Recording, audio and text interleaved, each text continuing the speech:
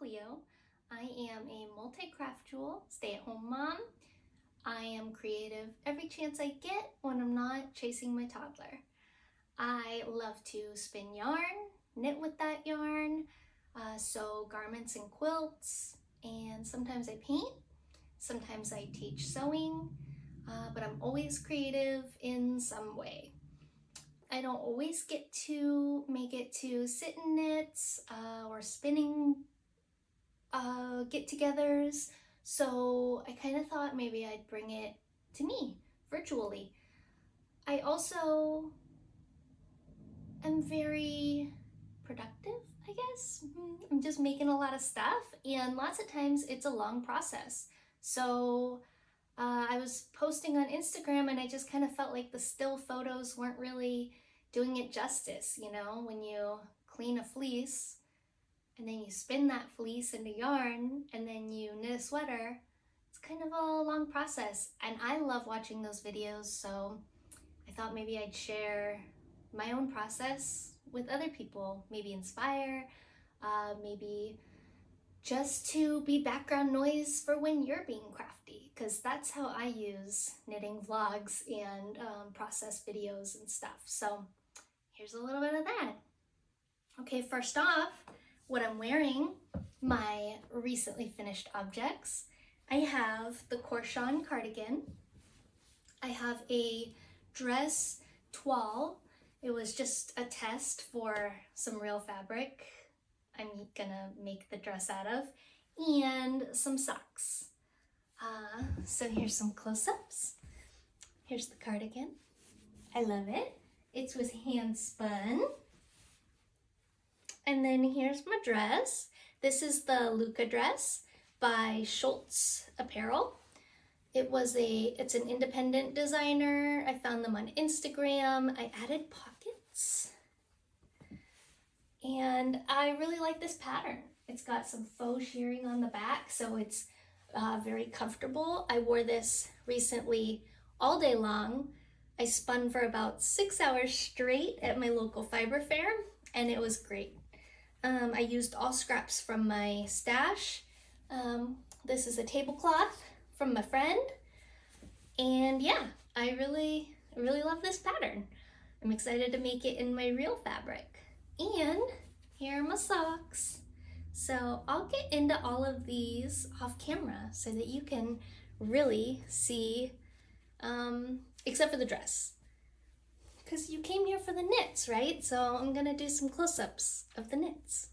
Okay, first up is the Korshavn Cardigan. This is knit in hand spun. So I started with this, a big vat of pink merino. Oh, there, the color's better there. I panic bought this fiber. I was 6 months into my spinning career, I guess. I had only gotten my electric eel wheel 2 months prior. So I panic bought. I didn't know where to find fiber yet. So I panic bought this 2 pounds, 10 ounces pink merino. I thought it was a great deal at $60, which it was a pretty good deal. I didn't know that spinning merino wasn't going to be my favorite. And the pink color I felt was neutral enough that I could deal with it. I like pink. So I started off spinning a bunch of singles. And so I plied 2 of them together to get a fingering weight, and I held this with Drops Kid Silk in like a pink color, like a dusty pink. And then I did another sweaters worth of yarn in a 3-ply. So I just took all the same singles. It's pretty uneven, but it didn't bother me because there was like some neppy. I don't know if they were neps. They're I think they're meant to be like that because see these, like, they're different colors. It was kind of tweedy, you know, which I really like. Yeah, I mean, I would call this pretty much a tweed yarn. So This one's the 3-ply. It's about a DK. DK to worsted. It's, yeah, pretty uneven, but it's okay. I really like it. I spent the whole month of probably this May, so exactly a year into my spinning journey, just spinning up this yarn because I was determined not to end up coming to this year's fiber fair with a whole tote. Like, this took up a whole tote, this fiber. I didn't want a whole tote left over, so I spun it all up. And in June, I knit this sweater. Hadn't worn it until now because it's been pretty warm. I live in a really temperate area, but like, it's been pretty warm. So I haven't worn it, and also with the mohair, it's like, whew, too much. So I wore the outfit you saw me in at the whole day at this year's fiber fair, and it felt kind of nice, like full circle. I got the fiber at last year's fiber fair. I did not buy any new bats of, it was 3 feet by 4 feet of fiber. I didn't buy any more of that this year. And I sat and spun, and it was really nice. So yeah, anyway, Korshavn Cardigan, I'm pretty sure I did, one of the 2 first sizes. I did want this to be oversized, which it is, and it's like a nice drop shoulder, and I love it. I think it's just going to be an easy throw over kind of cardigan. I love this basket weave, and it was a super simple pattern to remember. I knit this up pretty fast, I feel like. The only thing that took me forever was to put the buttons on because, those last bits of the project just seemed to last forever, right? And let's see, nothing real special about it. I feel like these holes are gonna make this sweater much more wearable for me, honestly, because it doesn't get so cold where I live that sometimes this is really all I need. So there's the first project, the Korshavn Cardigan. I'll share the link in the description. So I just wanted to add a little video of me spinning the yarn for that sweater. As you can see, I got it in a bat, and I had never spun from a bat before. So that was one reason why it took me almost a year to spin the yarn. I got it from a natural fiber fair, and I was a little upset because, I'm going to show you in a minute here, there was stellina in the fiber, which is like little plastic bits, like the kind of stuff that you get from Easter baskets, and I didn't love that. There wasn't a lot of it, so it was almost like it was an accident. And here it is. Here's the stellina here. So I just picked it out as I went, but I think, I don't know, it wasn't really something that I would get from a natural fiber fair. I didn't see that person this year, so I don't know if maybe they weren't, I don't know. I don't know if they were there or not. I didn't see them. And I don't know. I did not love that there was stellina in it. And I also don't know what the fiber was dyed with. Like, this year, there was mostly natural colored stuff, which is not better, but I don't know. You never know what chemicals things are dyed with. So, or chemicals are used to dye things with. Whatever. Anyway, I am spinning long draw here. That's my preferred method. It was pretty thick and thin. I wasn't worried about it. I was just having fun. I'm not a perfectionist unless it sounds really fun to try to be perfect in a spin. If the fiber just wants to spin a certain way, and it all comes out consistent, that's great. If it doesn't, that's fine too. It's when it's tweed type fiber, like there's neps in it and stuff like that, I like to go with the neps. Unless my finished product, I don't want it to be tweedy or neppy, then maybe I have the wrong fiber. But overall, this was a really fun spin. I definitely would like to spin from bats again. I like any woolen prep. Bats, Rollags. What other woolen preps are there? I don't even know. I just started combing fleeces, and I like that too. Commercial comb top is my least favorite, but it's what's available a lot too, so I'll spin it. But yeah, this bat was really nice. So I think that's all I have to say about that. I will just fade away. Maybe I'll add some music. Okay, bye.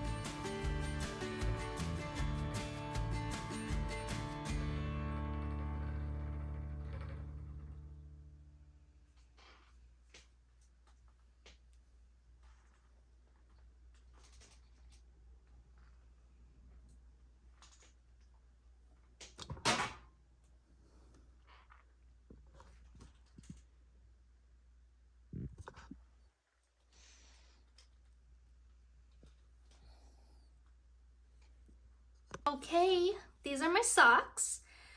They are toe up with yarn from my friend. She bought herself the same kind of yarn but a different colorway from 29 Bridges, and we tried to do a sock along, and we basically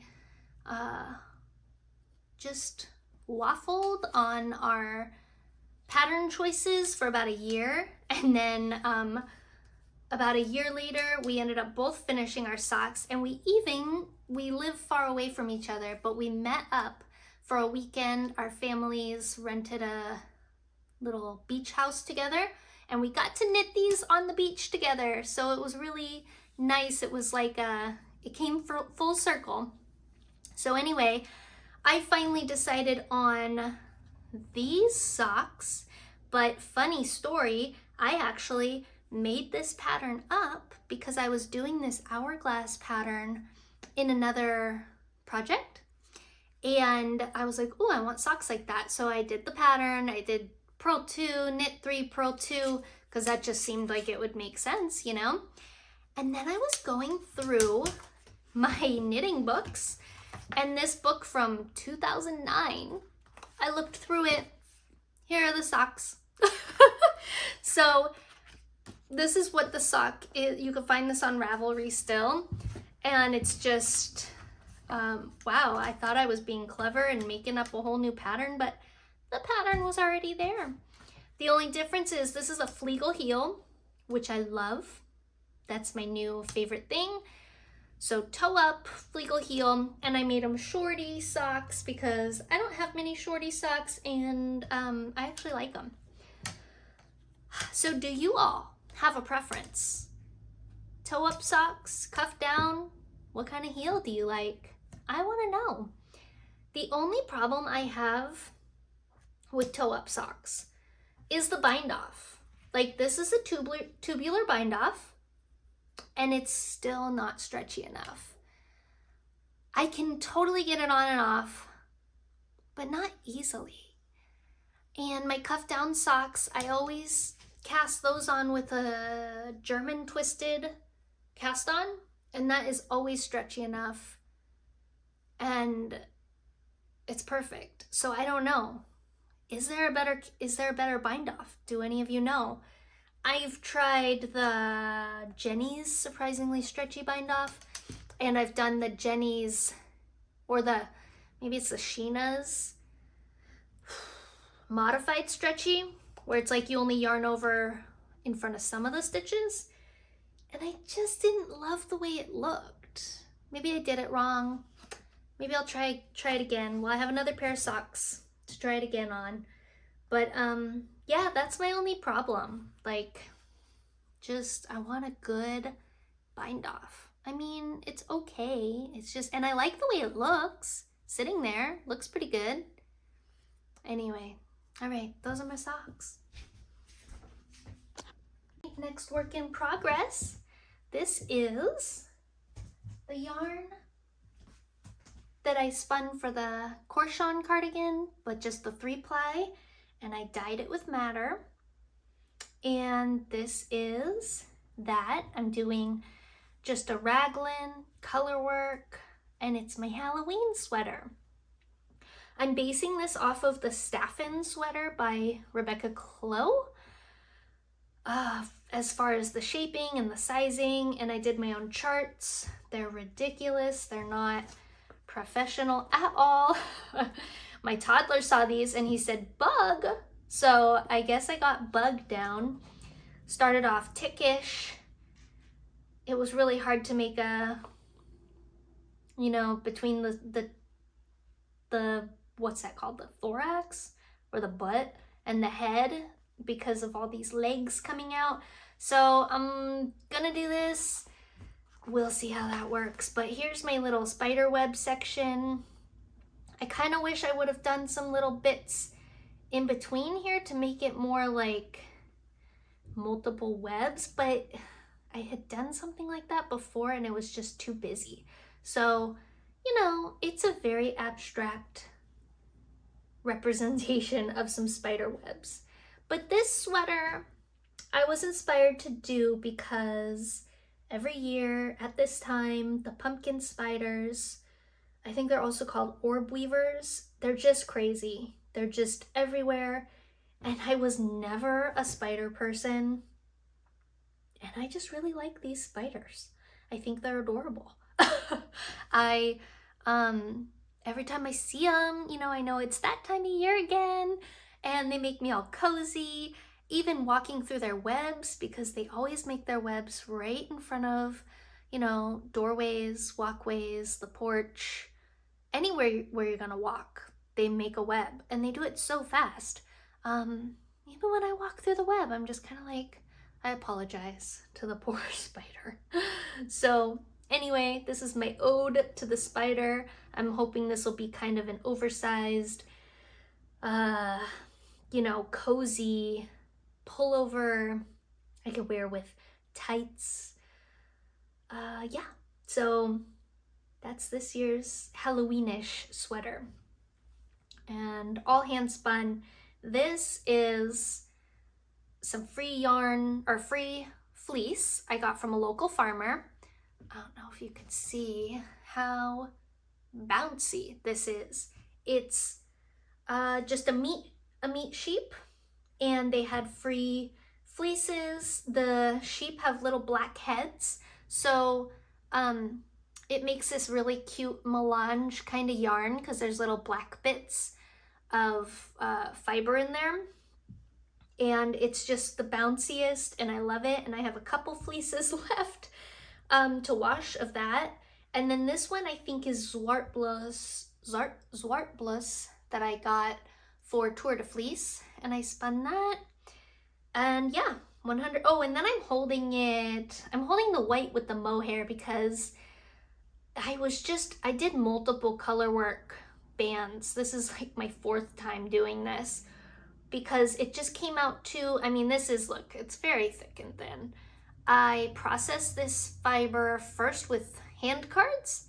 Now, since then, I have combs, and it would have been a lot better with combs, but you know, there's a lot of neps and second cuts in there, and I just kind of did the best I could, but the mohair is making it really nice. So really thankful for that. And yeah.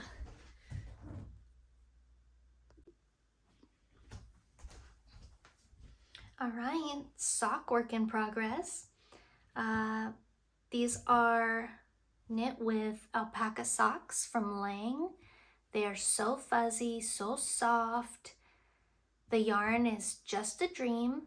It's a little bit splitty, but I mean, what can you expect with something that's just so drapey and luxurious? This one is the yellow melange color.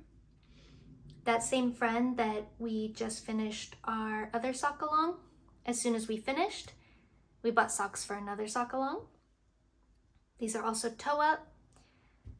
We kind of made the pattern up. We saw a pattern that we liked on Ravelry. It wasn't available to buy for whatever reason.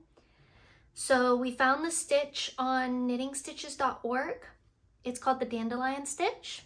I call this the aloe vera stitch in my yarn color. And yeah, we just made it up. My stitches are a little off, like the pattern's a little off. You know, this is my kind of project that hangs out in my bag, so it's not, you know, perfect. And that's okay. I don't mind it. I don't think anybody else will notice any imperfections, and you know what? I don't care if they do. This is also the Flegel heel again, my new favorite, and I'm on the leg. So not much more about that. I think my stitches, I'm doing a 56 stitch sock, which I think is perfect. Maybe it's just this yarn, but it's working out perfect for me. Okay, probably biggest work in progress here, the Siri Cardigan by Knit or Lena Samso.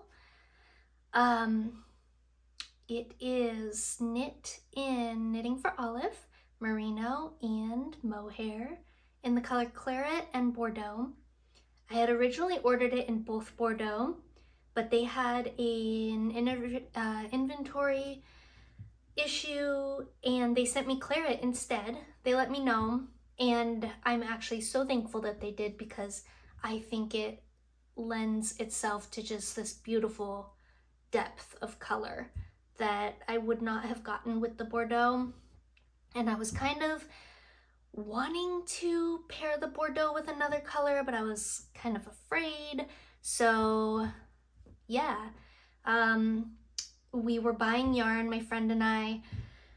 We were on vacation together, kind of pretending to have a little knitting retreat, even though we were with husbands and toddlers, so it wasn't super retreat-like, but it was great. We still got to knit, and we ordered this yarn on the Gaza Relief Day, so I hadn't put any thought into, you know, what color I wanted. So anyway, long story short, I'm super thankful they sent me claret, because it's just gorgeous, this color. So the modifications I did for this pattern, I'm doing seed stitch instead of moss stitch because I am a loose knitter and my row gauge is always pretty long. So moss stitch was just looking sloppy. So I switched it out to seed stitch. Seed stitch is also easier for me to remember, like I don't have to think at all. And I did just the antler cable in the front instead of the antler and the braid. I have this really weird idiosyncrasy with cables where I either want cables all over the piece or just a few. So, and the people's projects that I saw who followed the pattern exactly, they're perfect. They're gorgeous. I still love them, but for me, it's just a thing I can't do. I don't know. So I've got the antler down the front and down the arms, and I'm still working on the yoke here. I love it. I'm using only one strand of the merino. I think a lot of people were using 2 strands with the mohair to get their gauge, but I live in California and that would just make this a really unwearable garment. So the way it is now, I think I'm gonna be able to wear this all winter long, which is my goal. It's kind of open, but yeah, I love it. It's perfect. So very excited for this to get going.